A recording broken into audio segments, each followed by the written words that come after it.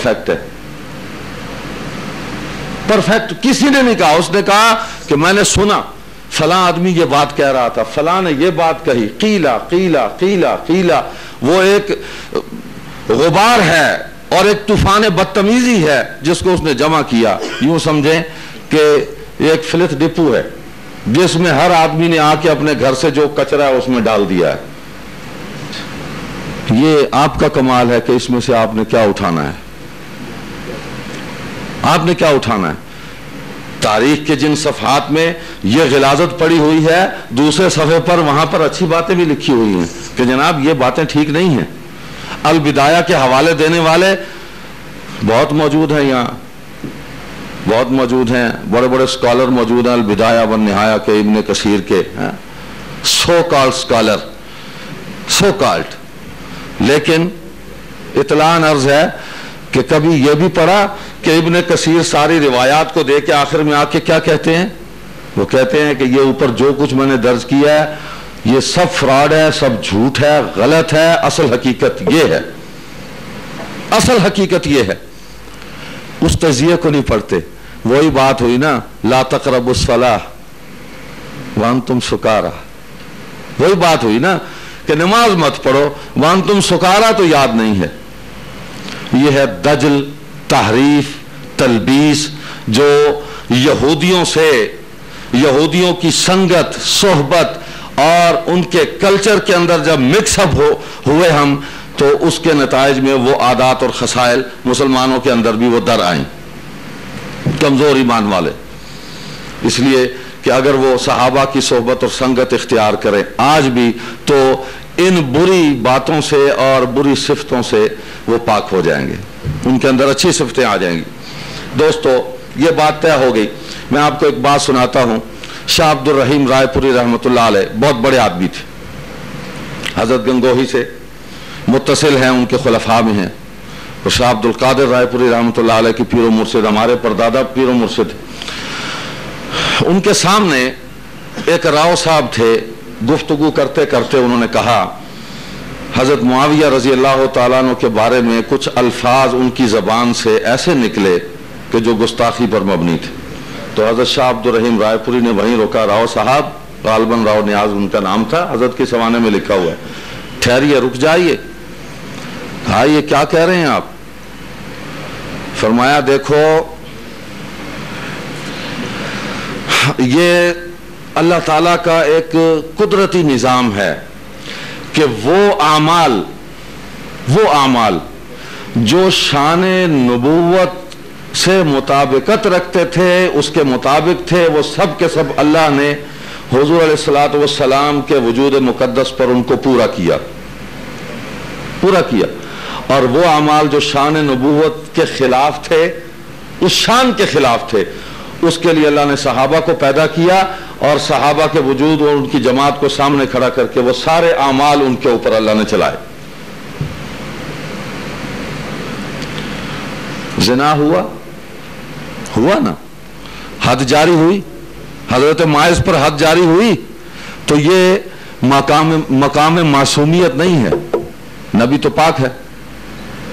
हाथ कटा, चोरी पर हद जारी हुई, implementation of Islam, rules of Islam, हुदूदुल्लाह, उसका जो निफाज है, उसके लिए ये मिसालें जो हैं ये पेश की गई हैं।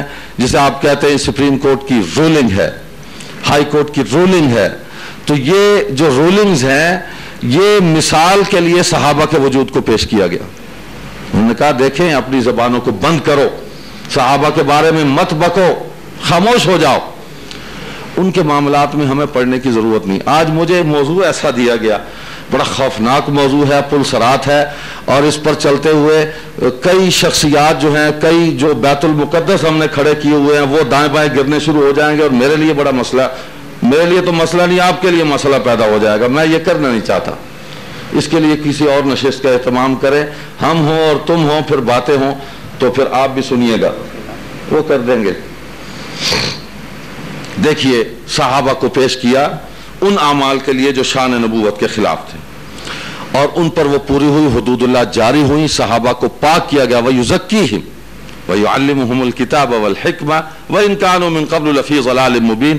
پھر صحابہ نے توبہ کی، سچی توبہ کی، اور قرآن نے اس کی گواہی دی۔ اعوذ باللہ من الشیطان الرجیم، یا ایہا الذین آمنوا توبوا الی اللہ توبۃ نصوحا۔ سچی اور پکی توبہ کی ہے صحابہ نے، اور اللہ نے اس توبہ کو قبول کر کے فرمایا رضی اللہ عنہم ورضوا عنہ، اور اسی توبہ کو قبول کرتے ہوئے فرمایا وَكُلًّا وَعَدَ اللَّهُ الْحُسْنَى۔ یہ کس کے بارے میں ہے؟ یہ ہمارے مشائخ کے بارے میں آیتیں آئی ہیں، یہ ہم مولویوں کے بارے میں یہ آیتیں نازل ہوئی ہیں؟ سو کال اسکالر، ہسٹوریکل لاج کے پاگل پرندے، صحرائے تاریخ کے تھکے ہوئے مسافر، ان کے لیے یہ آیات نازل ہوئی ہے؟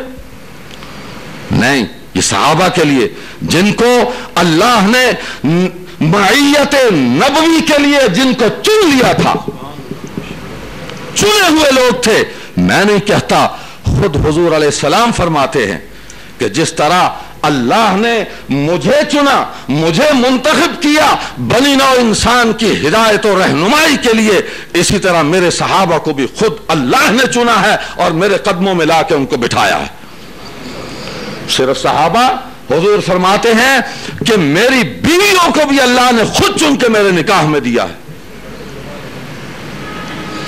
میرے داماد بھی اللہ نے خود چنے ہیں، میرے سسر اللہ نے چنے۔ نبی تو خود انتخاب خداوندی ہے، صحابہ انتخاب خداوندی ہیں، اور آج کل کے ملا بے لگام کو، وہ کسی بھی مسلک کا ہو، ملا بے لگام کو اس انتخاب پر اعتراض ہے؟ اعتراض ہے۔ تو اپنے مدرسے میں اپنے بعد اپنا جانشین، اپنا بیٹا اس کو نامزد کرتا ہے۔ کہاں ڈیموکریسی؟ یہ ملوکیت نہیں ہے؟ مجھے بتاؤ نا، کس پیر کا بیٹا جو ہے، کس پیر کا بیٹا وہ اپنے باپ کے بعد اس کی گدی پر نہیں بیٹھا؟ اور کس موت، ایک دو مثالیں آپ کو جسٹ فار انجوائمنٹ آپ کو مل جائیں گی کہ کسی مولوی نے اپنے بیٹے کو نہیں بٹھایا، کسی پیر نے اپنے بیٹے کو گدی پہ نہیں بٹھایا، ورنہ ساری ملوکیت ہی ملوکیت ہے۔ حضرت معاویہ کی ملوکیت بڑی تکلیف دیتی، نلی چوچو ہے، مخدوم زادے بن جاتے ہیں، ناک کرتے ویل پونج دے گدی پہ بیٹھے ہوں، نہ منہ نہ متھا، جی جن پہاڑوں لتھا، تنقید صحابہ پر۔ Who are you؟ کہاں سے آئے ہو؟ ینگ سیگل، تھرسٹی کرو، نہیں مانتے ہم تمہیں؟ ہم تو صحابہ کے خادم اور ان کے غلام ہیں جن سے دین ہمیں ملا۔ دیکھیے مشاجرات کی بات ہے، میں آپ کو ایک حدیث شریف سناتا ہوں، جنگ جمل صفین پہ تو پھر کبھی بات ہوگی، اپنی بات کیا کرنی ہے، نبی علیہ السلام کی بات کریں۔ فرمایا اذا ذکر القدر فامسکوا واذا ذکرت النجوم فامسکوا۔